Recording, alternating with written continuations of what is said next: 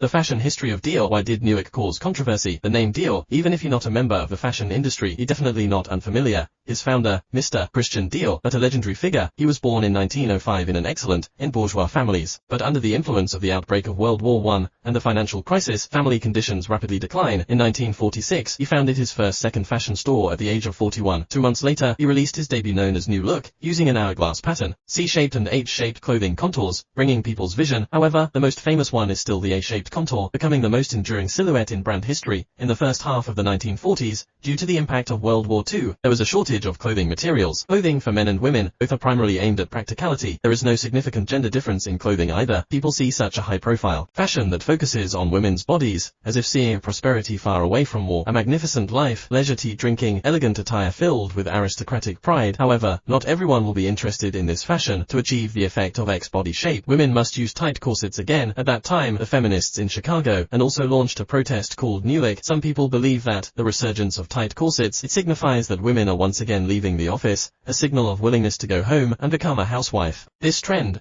let the retiring fashion queen Coco Chanel come back in the 1960s. She has led the entire fashion industry, liberating women from waist girdling, enable women to wear simple AJs, women in silhouette suits. Therefore, PUA the New Look, the huge response it caused at that time. Not only did it change the fashion industry at that time, has also left a profound impact in the future era.